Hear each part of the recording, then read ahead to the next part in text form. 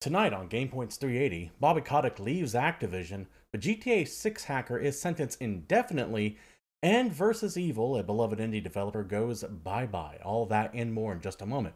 But first, I want everyone here to know this is an audience interactive podcast. So if you're watching live here at Twitch TV/GamePoints, or later at any myriad of video hosting platforms, feel free to join in the conversation. I want to know what you guys think out there, so please let me know down below. First story on hand as we jump right into things here. This is via CNBC. The link to this and all the stories we will talk about will be provided down in the description below or over at a Discord server, so go give them a look. Activision Blizzard CEO Bobby Kotick to step down at the end of the year. Now, I saw a lot of people giving like the hooray, the evil's defeated memes and all that stuff to this, but was he really defeated? Well, let's take a look at the article and then go from there.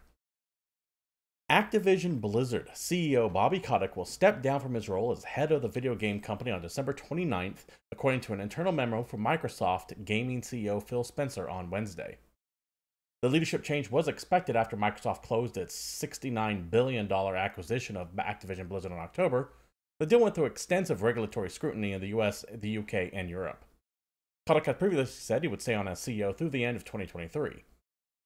Now, for those saying he lost, this fucker is getting like $400 million just from his stock in the deal alone. That's not counting the salary he ended up collecting during the time that they were going to be closing out, as well as any other potentially undisclosed perks and benefits. Was he defeated? Hell no. He's taking two giant bags with the dollar sign on them and running out the front door. And I don't blame him. He did what he set out to do. He built say what you will about Bobby Kotick. He built Activision into one of the biggest video game publishers in the world, thus making it one of the biggest money-making companies in the world, because video games top most Hollywood stuff these days. Ended up selling it to Microsoft for a significant chunk of change and pocketed almost half a billion dollars. Yeah, any CEO wishes they can come close to that, except maybe like the big five at Microsoft, Apple, etc. But to say that he was defeated, no. He got exactly what he wanted. So don't go breaking your arm, patting yourself on the back too hard if you feel like this is some great moment for video game freedom and that you're beating the evil man who put the loot box in the video games. Nah, he didn't. He made his money and he's leaving. Who they're going to replace him with? Probably someone just like him. It is how it goes. I'm trying not to suck the gem out of your donut here, to be fair. I'm not trying to just take your cookie and run away with it. But you gotta realize, he wasn't a failure. You, personally, your video gamer out there, your average gamer who watched the decline of Call of Duty, who saw Blizzard's fall from grace, who noticed how Madden every single year was the exact same goddamn thing, you're going to hate this man, and more power to you. I have many a thing to go up against him as well. I don't like the way he did a lot of things. But when it came to business, when it came to his shareholders, he was immensely successful. Look back through the history of Activision. See how they were before and after Bobby Kotick. Now, a lot of people might take a look at this and go, yeah, but he ruined X, he did Y, he put a plague on here. Cool, awesome. From a cultural gaming standpoint, maybe. But at the end of the day, it is a business. When it comes to raw, hard numbers, this man cranked them out. He saved Activision, essentially, and eventually got it gobbled up by Microsoft for a huge chunk of money. That's his job. He made the shareholders happy. So before you go around taking a victory lap thinking that things are necessarily going to change, keep in mind that they're not. If anything, more people will emulate what he did with Activision because of how successful he was. Love it or hate it, he is what a video game CEO is going to be modeled after. Especially considering the deal ended up going through. So, I don't really have too much more to add to this. This is going to be a slower news week because it's a lot of quick facts and pops up. Nothing really too in depth to get on this. But yeah, Bobby Kotick, he wasn't defeated. He got everything he wanted in the end. Let me know what your opinions down below if you think that Kotick's tenure was a disaster or not. I'm of two minds of it. Like I said, from a gamer, he did a bunch of horrible shit that I look back on and go, wow, you really fucked things up for everyone else. But as a businessman, you can't understate how well he did for Activision when it came to a pure financial standpoint. Moving on, we're going to go ahead and go to this next story here, which is a little bit sensationalized in the gaming press. And I want to kind of set the record straight a little bit on this. What you're seeing here is an article from Video Game Chronicle. GTA 6 hackers sentenced to an indefinite hospital order. Now, when this news came out a couple days ago, you were seeing multiple sites coming up saying GTA hacker sentenced for life. And that's not technically correct. Yes, that gives a sense of sensationalism. It's a little bit clickbaity. It will get you views. It's not what happened. At least not as how they're portraying it. Go to the article itself. An 18-year-old who hacked Rockstar and leaked footage of Grand Theft Auto 6 has been placed under a secure hospital by a British judge. Ryan Kotick, apologies for mispronouncing that, I'm sure I did, who suffers from acute autism, was convicted of being a member of the international hacking group Lapsus, which also carried out attacks on tech companies including Uber, Nvidia, and EE. Along with a 17-year-old male who can't be identified, he was found guilty of serious computer misuse, blackmail, and fraud following a 7-week criminal trial, Bloomberg reports. I would go to the Bloomberg article, but they are paywalled, and well, fuck paywalls. Judge Patricia Lee says Kotick remained fixated with hacking and posed a, quote, high risk of serious harm to public through skill in gaining unfettered access to computers, end quote. Kotick will stay at a secure hospital facility until such time that the mental health tribunal decides he is no longer posing a danger to others. The unnamed 17-year-old was sentenced to a youth rehabilitation center with an 18-month supervision requirement. He's not going away for life, but he is going to be in medical remand until his doctors determine that he is able to function in society. So he's not even going to jail. He's going to a mental facility. I'm sure that now, some people will say, what's the damn difference? I would say there's a big difference between the two. But it is until such time that he can actually function in society. Because this is a man who had such a disorder that he's just like, no, I'm going to do this again. I can't help but do this again. He was very unrepentant. He was very big into saying, hey, you let me out, I'm going to keep going over again. The judge just went, okay, rather than sending you to jail, we're going to put you in a mental facility and you can figure out what the hell's going on with you. Because he is on the spectrum. The article says he's autistic. That is a far cry from people going around saying he's getting life in jail, like many of the headlines said out there. Now, it is true, he could be in there for the rest of his life. Yes, technically that is correct. He could be deemed completely unable to reintegrate into society due to his mental disability, and that is what it is. That he is not able to be released onto his own recognizance or trusted without constant supervision. I highly doubt that's going to be the case here. I could be wrong.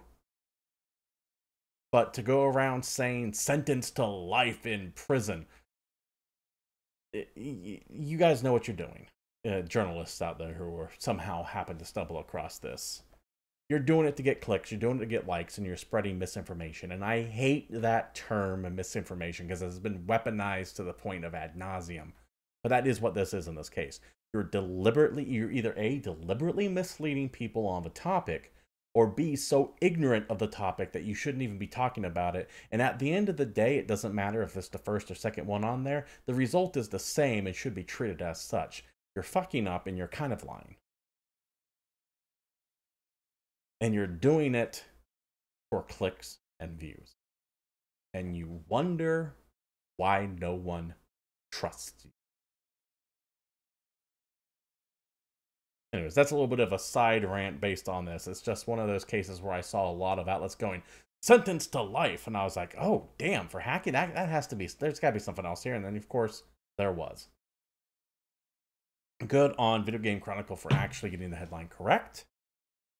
One of the reasons why I go to this site to use them for. I recommend you check out the article as well. All that said, this is not the, I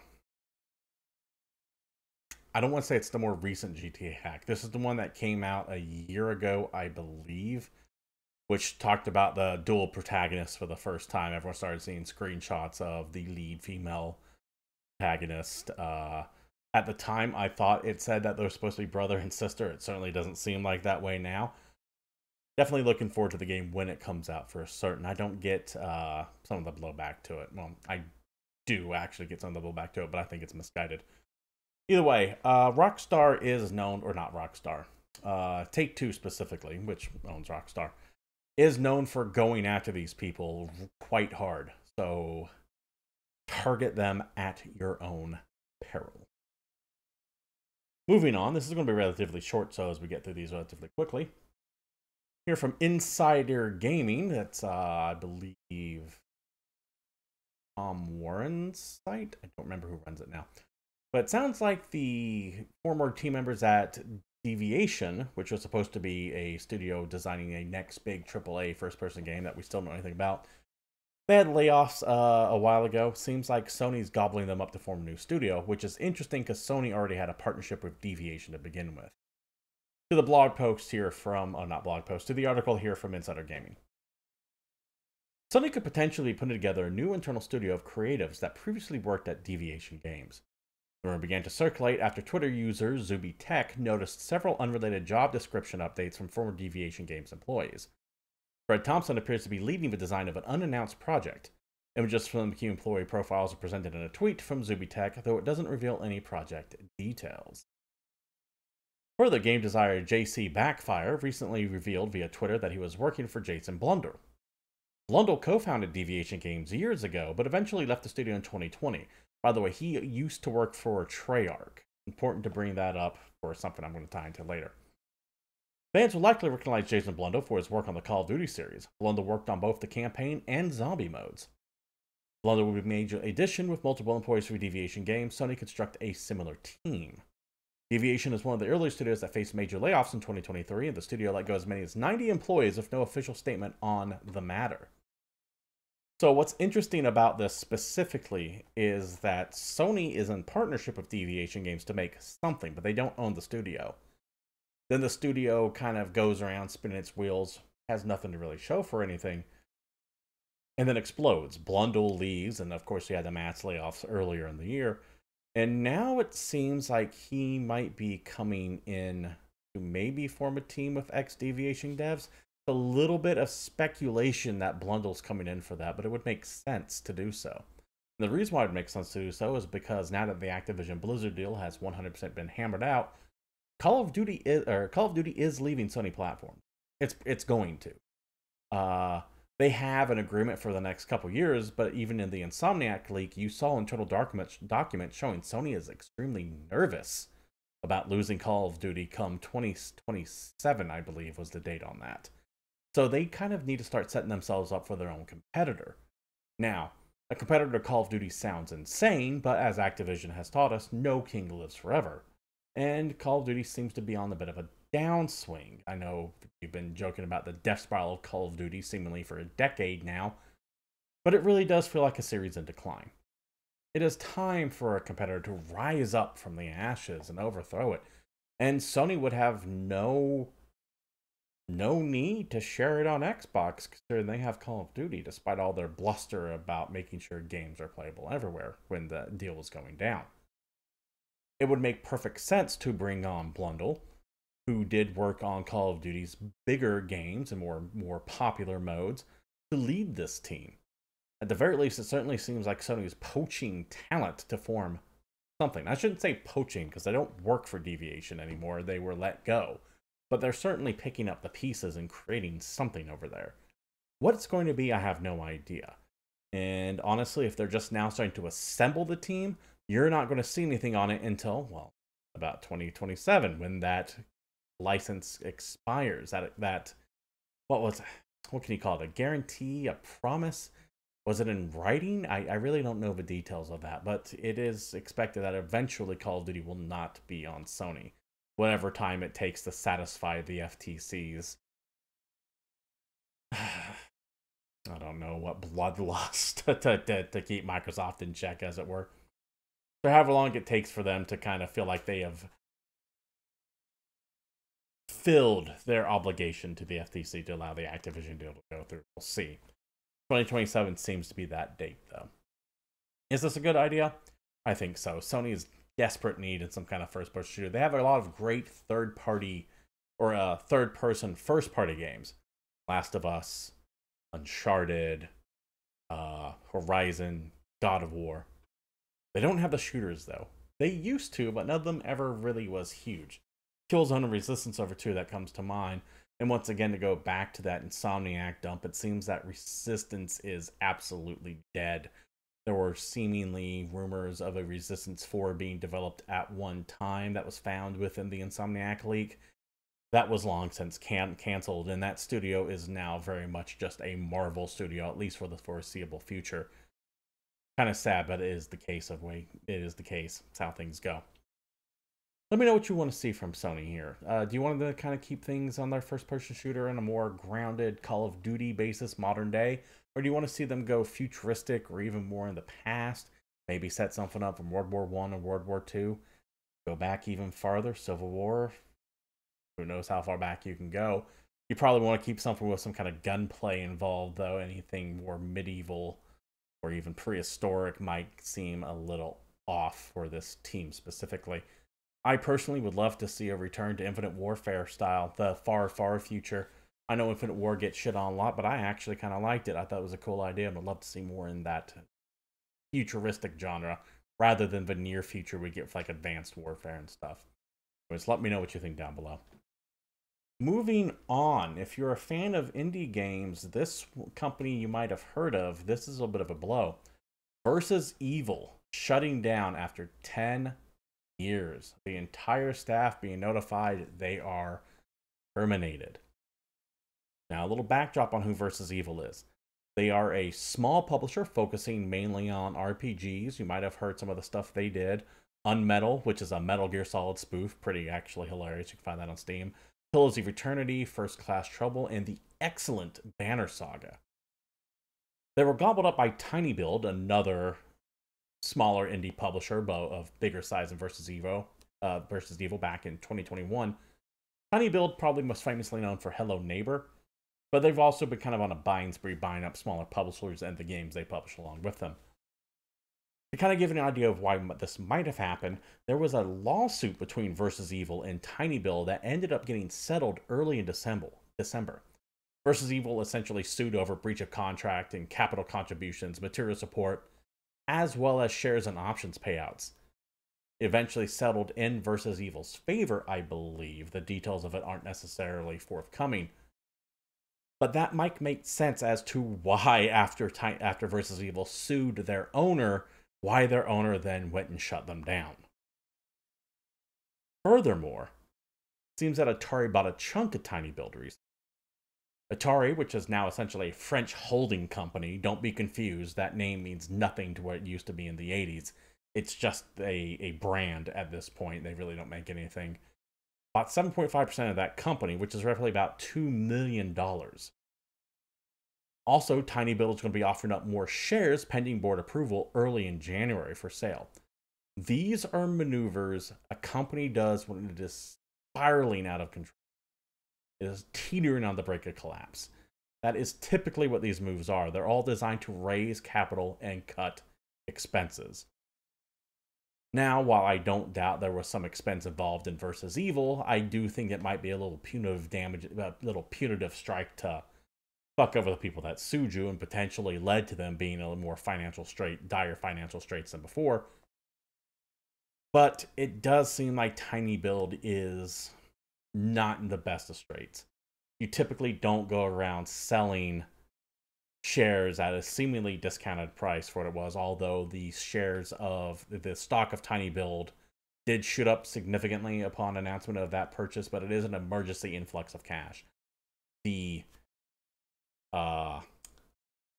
investor relation post does mention that on there. So it's a desperation maneuver. Furthermore, you also don't dilute your shares by offering more of them out there to get more people to buy, to float more cash into your coffers.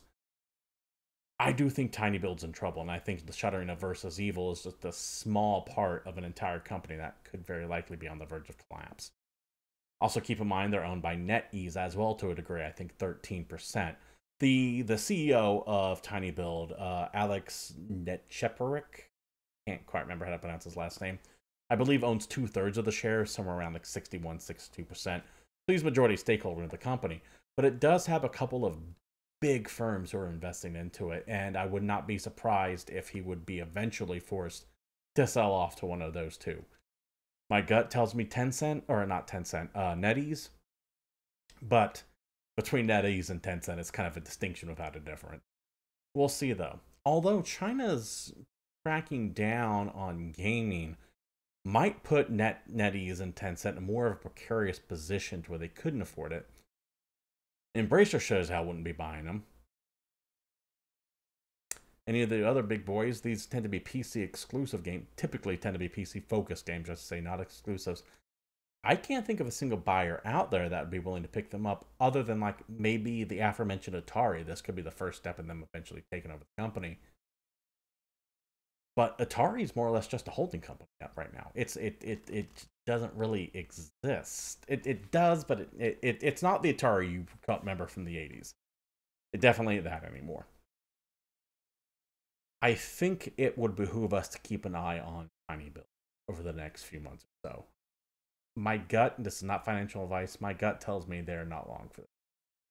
But we'll see as things play out. Which sucks. I liked Versus Evil. I like Tiny Build. I think they do. I love the indie games they put out.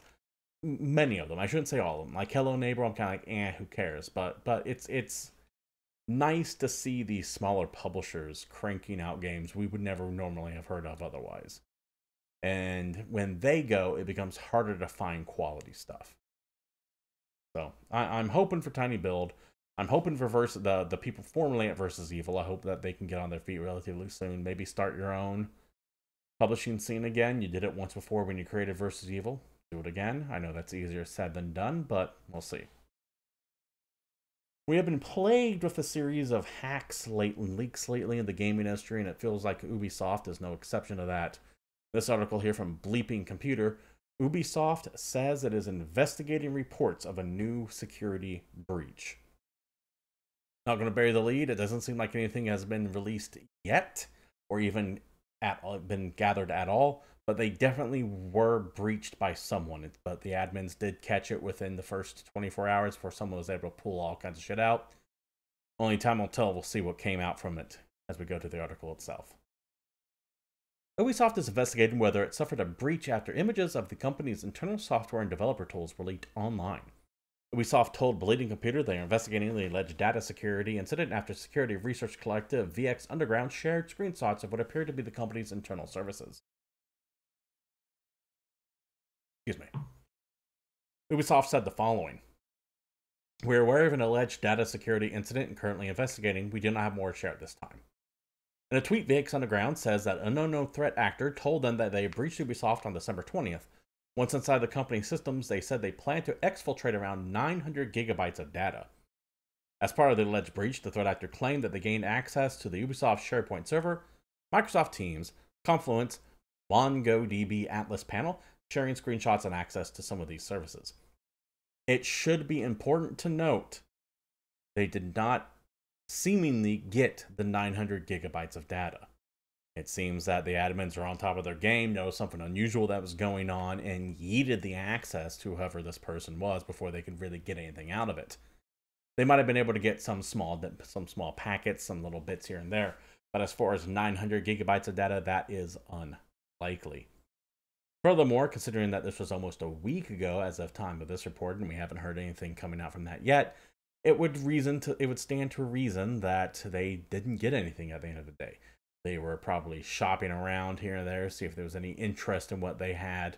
before pulling out the giant data dump, or they could have been biding their time to see how much they can get before doing it and get caught in the meantime.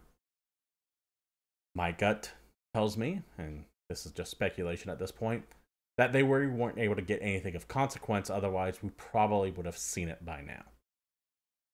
Or they were able to privately reach out to Ubisoft and go, this is what we got, pay us. It could be a ransomware attack. We don't know. If we hear more from this story in a couple weeks, that means they got something big and put it out there. If not, that means either they were denied all of it or Ubisoft paid up the ransom, depending if it even is a ransom attack. Another one of those things to keep an eye on. It'll be very interesting to see behind the curtain at Ubisoft, considering the state of many of their games. Things like Beyond Good and Evil 2, where the hell, what the hell is up on that? I know we have Skull and Bones finally coming out soon, but is it really? What's the word of a next Far Cry game? Not to say I'm like drooling over potential Ubisoft hacks and leaks, because that shit does affect people. But this is what we do. We talk about these. And there is information to be gleaned if and when that actually does occur. So hopefully nothing vital was taken from Ubisoft. I don't wish harm upon that company, but if it was, we will find out about it soon enough. Hard jumping to the next topic here from Forbes. Alleged suicide kill the Justice Squad leaker, haha, amidst they made up parts of the plot. It has been one hell of a time for leaks. You did have a massive Suicide Squad plot leak happen that spoiled all kinds of things, detail, screenshots, basic animations, things like that. And it was just overwhelmed with the Insomniac leak that came out, the following controversy of people refusing to cover it after that. It seems like, however, while this leak did happen, it has been confirmed there are some things that actually were leaked that the person behind it all just kind of made some shit up to fill in the gaps. Let's go to the article here from Forbes, written by Paul Tassi. By the way, one of my favorite game people out there right now. If you like live as service games, things like Destiny 2, Diablos, things like that, he's probably one you want to keep an eye on. In wake of those leaks, the leaker allegedly come forward to say not only do they regret talking about them, but they either mischaracterized or even made up large parts of the leak. Interesting to see someone have a change of conscience here, where he did it, he admits he did it, and then kind of went, oh, maybe this is bad. Back to the article. The leaker admits data miner Miller, who has pushed back against the nature of these leaks, was correct about how flawed they are and that this was a bastardized retelling of the game's story they regret writing. The story notes were assembled entirely from cutscenes and game files, missing huge parts. Where am I looking? Ah ha ha ha. There we go. Sorry, let me start over again. The story notes were assembled entirely from cutscenes and the game files, missing huge parts in between them and lacking on context, and even then the leaker says they skimmed most of them. This is a case where someone got a whole bunch of information and just kind of went, yeah, I can fill in the details, no problem, get it out there. Probably in their haste to make a name for themselves. While major events happened, most of the details listed as fact were mostly speculation by the leaker. When they said this extremely controversial thing happened, it was more like, I think this thing happened off-screen, maybe, at best. Some of the pieces are made up entirely, some of the plot lines are entirely omitted as well. There is something from the post-story content that completely recontextualizes the story of the game, but they won't say what it is. Only that it shifts everything that came before it. If fans were worried about the game may severely alter the... If fans were worried about what the game may severely alter about the Arkham universe, I swear I can read. I don't know why this one was so hard for me to actually read through. So it sounds like if a bunch of leaks did happen. We saw some screenshots, we heard audio, we have audio confirmed. I've heard some of it myself from the game itself coming out. Rocksteady came out and said, hey, leaks suck. If you could just wait a couple months, please, we promise a great game. Touch on that in a second. So the leak did happen. It just sounds like the leaker himself extrapolated things that weren't really there, mainly meant to drive up a foaming vengeance against the game. And then when he saw the damage he did, he kind of went, ooh, yeah, I feel bad about this one. Maybe I should dial back my Redeker touch. However, other details have since emerged from the leak that kind of back up some of the things he was saying. I'll directly while contradicting many of the other things. None of this really changes the fact that people were already looking for reasons to hate this game. It had, ever since its reveal, when we saw the gameplay of it, and it looked Destiny-ish. It was clear they were going for games as a service. It really kind of sucked the life out of the hype for Suicide Squad for a lot of people, myself included. It's clear Rocksteady is trying to make their version of Destiny, and honestly, that is not what we want for Suicide Squad. There are warning signs all over this, not the least of which Sefton Hill, the guy who was running Rocksteady, piecing out of the company. You don't leave before your game comes out unless you know it's a trash fire. He left for a reason. This game has, I don't want to say disaster, but mediocrity written all over it, which is somehow worse. When you think about the Arkham games with a fondness, we remember Arkham City, Arkham Asylum, to a degree. They're held in high esteem, and for good reason. For the longest time, Arkham Asylum was considered the best superhero game, video game ever made. Arguably still is, depending on your stance on things like the newer Spider-Man games. And to see Suicide Squad coming up and have all the modern video gaming sins, always online, co-op, the Marvel style of, well, that happened kind of writing, the need for constant quips and sarcasm throughout, the Destiny-like menus, games as a service, you know they're going to have some kind of battle pass or game pass or something like that worked into there as well. The continual need to be pumping out content for this thing as they try to keep you engaged, rather than just telling a contained story, like the excellent Asylum and City did. I almost said Origins. No, not Origins. So this leak aside, the story rumors aside, true or not, it doesn't matter. What matters is the fact that we all saw what they're showing officially and just kind of went, yeah. It was disappointing. Which means people are actively looking for reasons to hate this game. Which means when this guy started kind of admittedly making shit up, and it sounded god-awful, people ran with it. However, since I am no longer in the mood to give certain companies the benefit of a doubt, I would not be surprised if what he was making up, which sounded god-awful, turned out to be the case, because it sounded plausible. And if certain bits of it are to be believed, it would absolutely make sense they would take the story that way, because it justifies them continuing to make content. I often say not to become a jaded, cynical asshole when it comes to video games, despite the fact that they have earned that reputation. By they, I mean the developers and publishers, etc., over the years, with trying to squeeze out every red cent they can from you, with overpromising and just never delivering in some cases, by trying to force in these games as a service elements despite what seems to be an overwhelming negative reaction to them. Said the reason why they do it is because they can be profitable, so it's kind of a double-edged sword here. Cynicism, a healthy dose of cynicism and reality, setting your expectations. But try not to be jaded about it. But with everything we've seen on Suicide Squad so far, and I don't mean the made-up leaks here, I mean the actual just trailers that Rocksteady and WB have put out.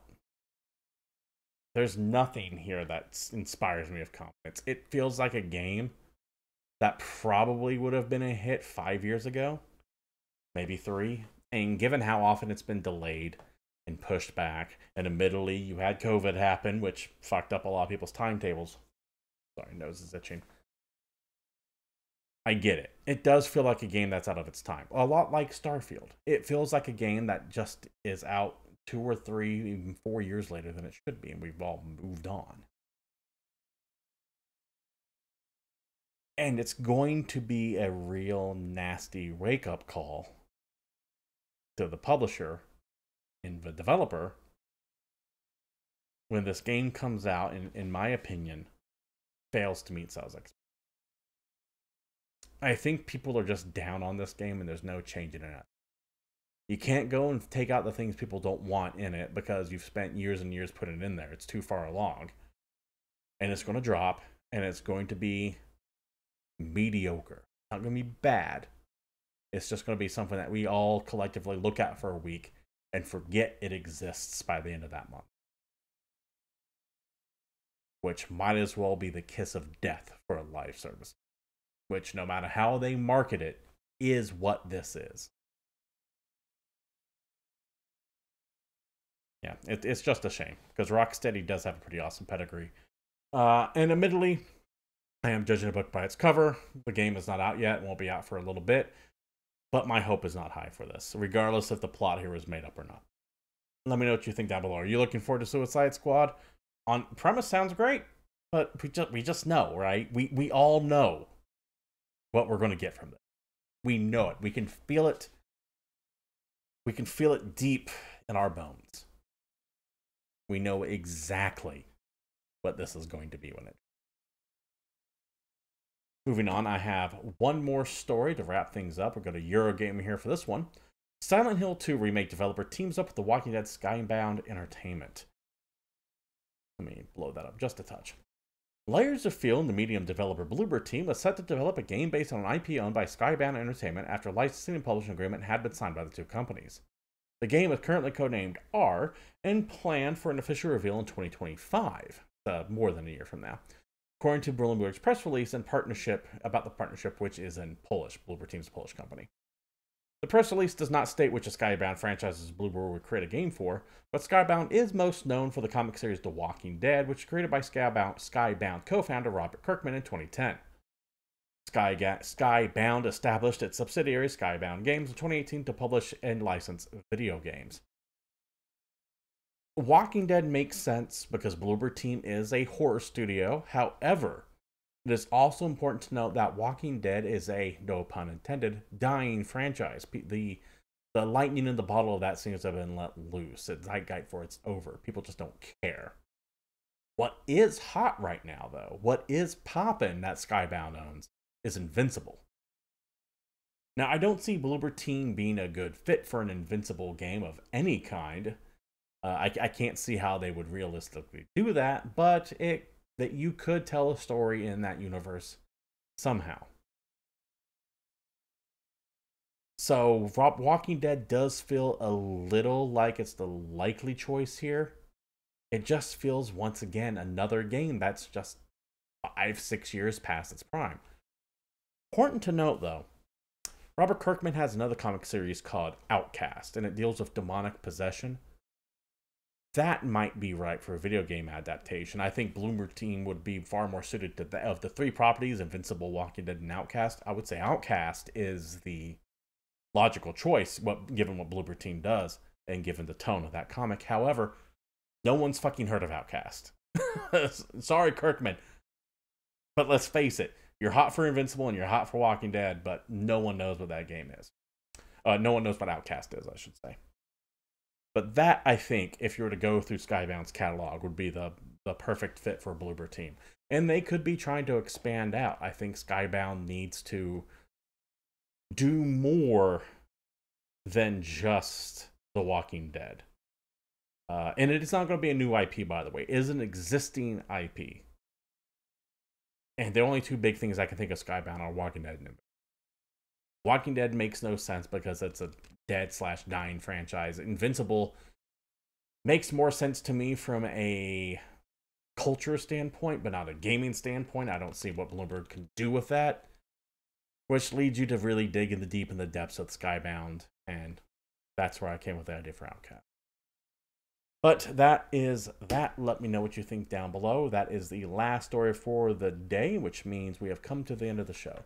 Thank you all for showing up. This has been GamePoints 380. I do stream this live every Tuesday here at twitch.tv/GamePoints. I look forward to seeing you then. We'll be back next week with whatever I can scrounge up on this holiday holiday week between Christmas and New Year, so I don't expect too many things to be dropping. But we'll be back with something one way or another, and I look forward to seeing you all then. If you like what you saw here and you want to support the stream, you know what to do. Like, follow, sub, shares. Follow me on X at CapitalistPig21. I'm on YouTube, Rumble, BitChute. I stream here Monday, Wednesday, and Thursday typically. So come on by and say hello there as well. And there's also a Discord you can join, link provided somewhere down there. Until next time, though, y'all take care, and I'll be seeing you.